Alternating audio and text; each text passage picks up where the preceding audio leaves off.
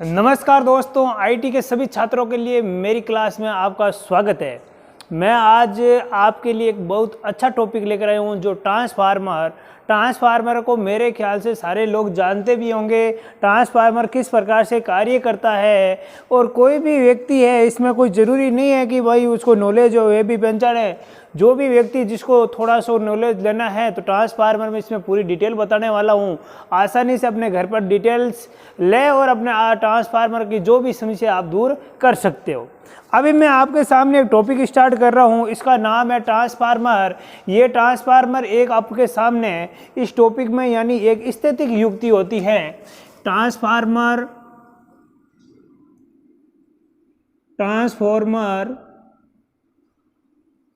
ये आपकी स्थिर युक्ति होती है।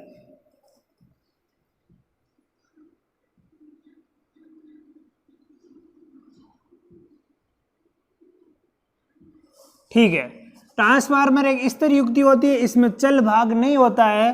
पहला पॉइंट तो ये ध्यान रखना। दूसरा पॉइंट आईटी वाले सभी छात्रों को ये ध्यान में रखना है, इसके अंदर हानि कम होती है। ट्रांसफार्मर के अंदर क्या कम होती है? हानि कम होती है। ठीक है, और दक्षता अधिक होती है।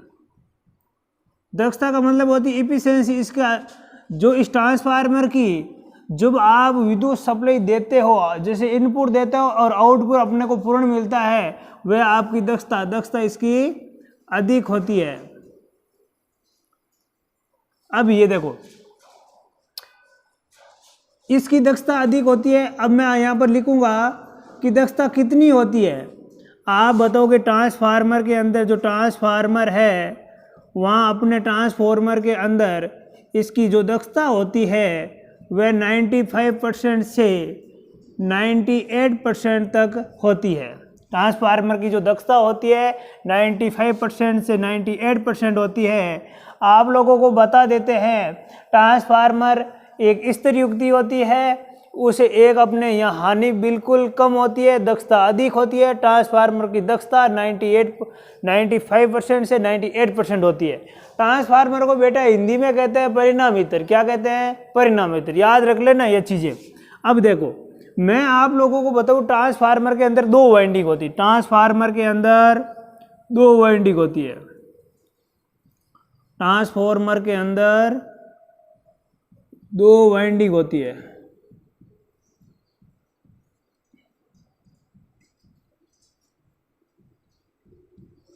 पहली वाइंडिंग को जिसको बोलते हैं प्राथमिक वाइंडिंग।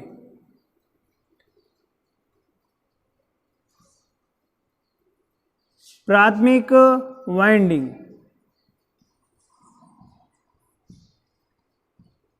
वाइंडिंग। दूसरी को आप बोलते हो द्वितीयक वाइंडिंग।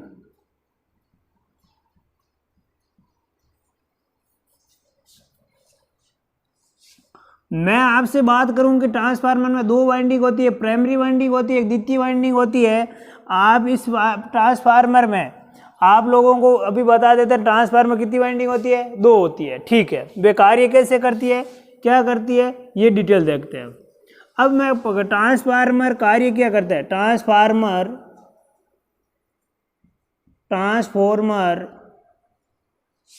ये क्या करता है? देखो, स्टेप अप भी करता है, जबकि ट्रांसफार्मर स्टेप डाउन भी करता है। ट्रांसफार्मर कार्य क्या करता है? स्टेप अप भी करता है, ट्रांसफार्मर स्टेप डाउन भी करता है। स्टेप अप ट्रांसफार्मर कैसे कार्य करता है, स्टेप डाउन ट्रांसफार्मर कैसे कार्य करता है, अभी ये सारी डिटेल लिखने वाला हूं, आप आसानी से समझे। देखते हैं ट्रांसफार्मर। यहाँ अभी देखते हैं स्टेप अप ट्रांसफार्मर की वाइंडिंग कैसी होती है। ये चीज़ें आपने नोट कर ली होगी, साथ साथ में नोट्स बनाते रहे, अच्छी चीज़ें मिल रही है आपको। देखो, मैं बात कर रहा हूँ step up, transformer step up और ट्रांसफार्मर स्टेप डाउन। ठीक है, पहले मैं स्टेप अप की बात करूं तो स्टेप अप के अंदर जो प्राइमरी वाइंडिंग होती है, या मैं बना के बता रहा हूं आपको, जो प्राइमरी वाइंडिंग होती है,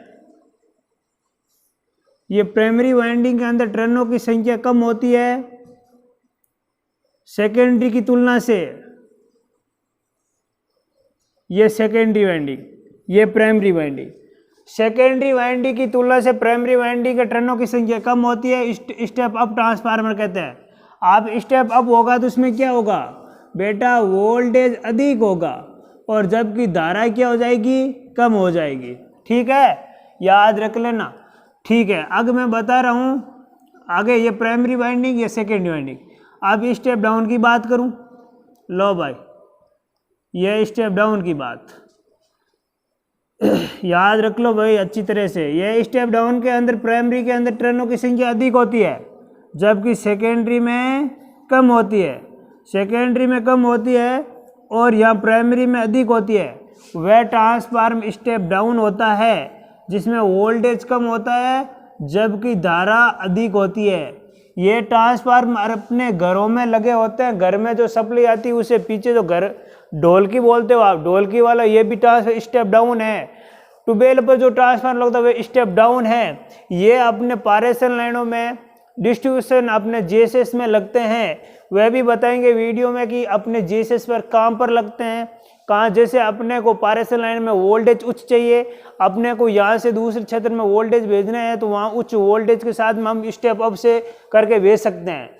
इसका उपयोग वहाँ पर करते हैं जहाँ अपने को अधिक वोल्टेज, जैसे आपके घर पर 11,000 वोल्ट आता है, 11 किलो वोल्ट आता है, और फिर आपके आगे 440 वोल्ट आता है। ये ट्रांसफार्मर आपका स्टेप डाउन ट्रांसफार्मर है, उसको क्या बोलोगे, स्टेप डाउन ट्रांसफार्मर बोलोगे। ठीक है, इसमें वोल्टेज आप क्या दोगे, कम दोगे, जबकि वोल्टेज क्या हो जाएगा, अधिक हो जाएगा, वह स्टेप अप ट्रांसफार्मर हो जाएगा। मेरे ख्याल से ये बात समझ में आ गई। तो इसके अंदर देखो, मैं यहाँ पर भी लिख देता हूँ, यहाँ लिख देता हूँ कि इसके अंदर टर्नों की संख्या कम होती है किसकी तुलना में, सेकेंडरी की तुलना में। यह आपका स्टेप अप ट्रांसफार्मर है। यहाँ पर मैं कह दूँ प्राइमरी की अपने नंबर ऑफ टर्नों की संख्या अधिक होती है, किसमें, किसकी तुलना से, सेकेंडरी की तुलना से। तो ये हो गया आपका स्टेप डाउन ट्रांसफार्मर। ये चीज़ें आपको कॉपी में नोट कर लेनी है, आसानी से नोट कर लो। ठीक है, अब आपने एक चीज़ ये भी देखी है कि भाई अपने पास उच्च विभव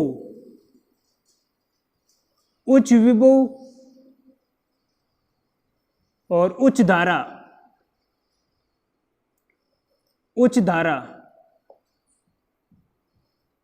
इसको बोलते हैं पीटी ट्रांसफार्मर। जो पीटी ट्रांसफार्मर होता है आपकी क्या बनता था, वोल्टेज बढ़ाता है।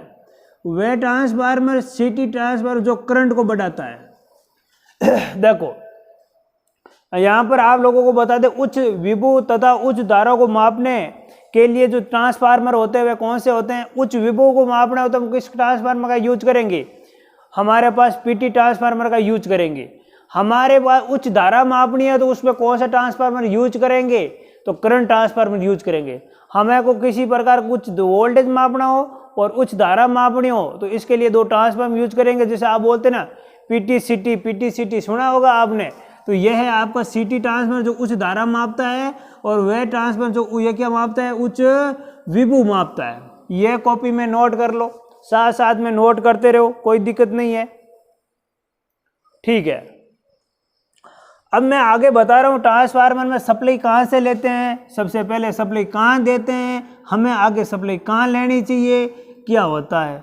ठीक है, अब देखते हैं आगे। बहुत अच्छा भाग है भाई, बहुत अच्छा टॉपिक है। देखो कभी भी हम ट्रांसफार्मर में देखते हैं ना, तो इस प्रकार की वाइंडिंग होती है, प्राइमरी वाइंडिंग। ठीक है, और यहाँ पर अपने पास ये कोर है, ये अपने पास सेकेंडरी वाइंडिंग बोल दी, इसको प्राइमरी वाइंडिंग बोल दिया। आप इसके अंदर स्रोत यानी इधर से हम क्या देंगे, सप्लाई देंगे। यहाँ से अपने सप्लाई देंगे और यहाँ से अपने इसको सप्लाई देंगे, इसको बोलेंगे इनपुट। इसको हम बोलेंगे आउटपुट। क्या बोलेंगे, आउटपुट बोलेंगे। यानी जो से सप्लाई दे रहे हैं या इनपुट जो दे रहे हैं, यहाँ आपने क्या देते हैं, इनपुट देते हैं, क्या देते हैं, इनपुट, और जबकि हमें आउटपुट मिलता है। तो हमारे सप्लाई का देखो प्राइमरी के अंदर हम क्या देंगे, 11 किलो वोल्ट देंगे। जैसे घर वाला ट्रांसफार्मर होता है उसकी बात कर रहा हूँ, वहाँ 11,000 देंगे और आगे हमें 440 मिल जाएगा। ठीक है, छोटा ट्रांसफार्मर है तो इधर 11,000 देंगे, तो मान लो ये 3 फेज का 440 दे रहा है। अब मान लो सिंगल फेज का है तो आपने सिंगल फेज का वाला 220 दे देगा। सप्लाई तो हम 11,000 दे रहे हैं, जबकि आगे हमें 220 मिल रहा है। तो मेरी बात ये भी समझ में आ गई, सप्लाई किधर से देनी, प्राइमरी के अंदर अपने 11,000 सप्लाई दी जाती है, सेकेंडरी में अपने सप्लाई ली जाती है, जिसको बोलते हैं आउटपुट सप्लाई। जिसके हमें जो सप्लाई लेते हुए तार जो जाते हैं उसको एलटी लाइन बोलते हैं, और इससे जो पीछे जो 11,000 जो लाइन तार आते हैं उसको वितरण लाइन बोलते हैं। यहां से सर्विस लाइन भी आ जाती है यहाँ से। ठीक है, यह डिटेल आप लोगों को अच्छी तरह से मिल गई है। अब मैं आप लोगों को बताऊं कि ट्रांसफार्मर का सबसे ज़्यादा उपयोग स्टेप अप स्टेप डाउन दक्षता भी आप समझ गए होंगे। ट्रांसफार्मर किस सिद्धांत पर कार्य करता है, ट्रांसफार्मर की रेटिंग किस प्रकार से ज्ञात की जाती है, ये मैं बात बता दूं अभी सारी। अब मैं आपसे एक बात बोलूं कि प्राथमिक वाइंडिंग है, प्राथमिक वाइंडिंग व द्वितीयक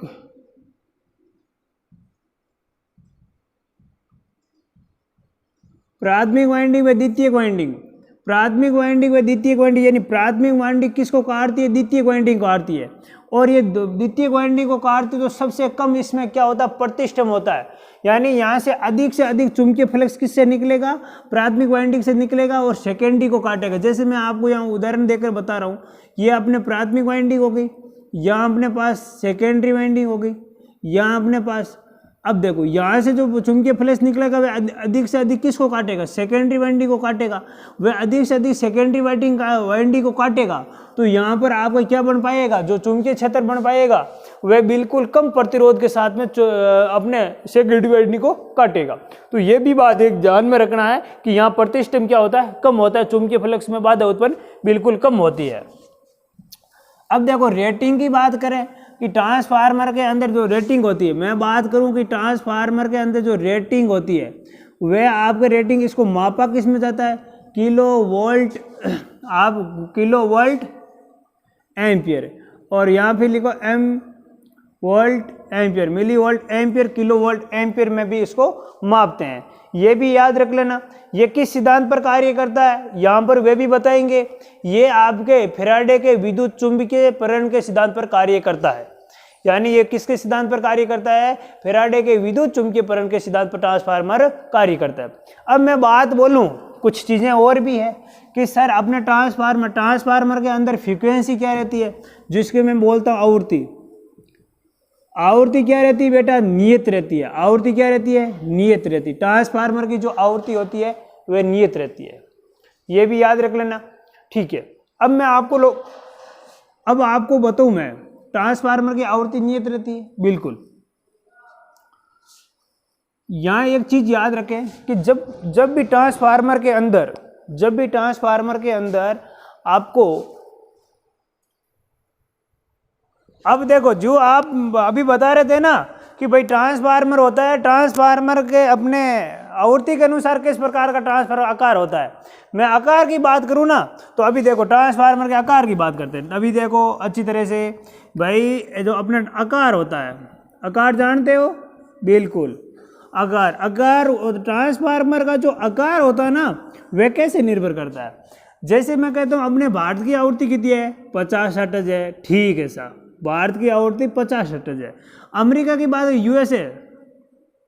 यूएसए संयुक्त राज्य, अपने अमेरिका की बात करें, अमेरिका की कितनी है, 60 है, ठीक है। मैं अभी बात करूं कि अमेरिका की 60 है, भारत की 50 है। यहाँ देखो नोट करो, मैं कह रहा हूं कि भारत के अंदर जो आवृत्ति 50 है, तो ट्रांसफार्मर होगा वह जैसे आवृत्ति बढ़ेगी, देखो आवृत्ति बढ़ने पर, मैं कह रहा हूं आवृत्ति बढ़ने पर आकार कम होता है। Very good. इधर देखो, जैसे ट्रांसफार्मर की आवृत्ति बढ़ जाएगी, फ्रीक्वेंसी बढ़ जाएगी, जैसे 50 से ये 60 हर्ट्ज हो रही है, और यहाँ पर उसका आकार क्या होता है, कम होता है। अब मेरी बात सुन लो, तो अपने भारत में है ना ट्रांसफार्मर अमेरिका से थोड़ा बड़ा ट्रांसफार्मर है भारत वाला, और अमेरिका में अपना ट्रांसफार्मर क्या, अमेरिका का ट्रांसफार्मर अपने से छोटा है। तो मेरी बात समझे आप कि अपना ट्रांसफार्मर बड़ा है, जबकि यहाँ पर ट्रांसफार्मर निर्भर कैसे कर रहा है, ट्रांसफार्मर देखो आवृत्ति बढ़ने पर आकार कम होता है, और ट्रांसफार्मर की आवृत्ति बढ़ने पर आकार कम होता है, जबकि आवृत्ति कम होने पर ट्रांसफार्मर का आकार बढ़ता है। आकार क्या हो जाता है, बढ़ जाता है। ये चीज़ें नोट रख लेना कॉपी में कि ट्रांसफार्मर का आकार कैसे बढ़ता है और कैसे घटता है। देख लो।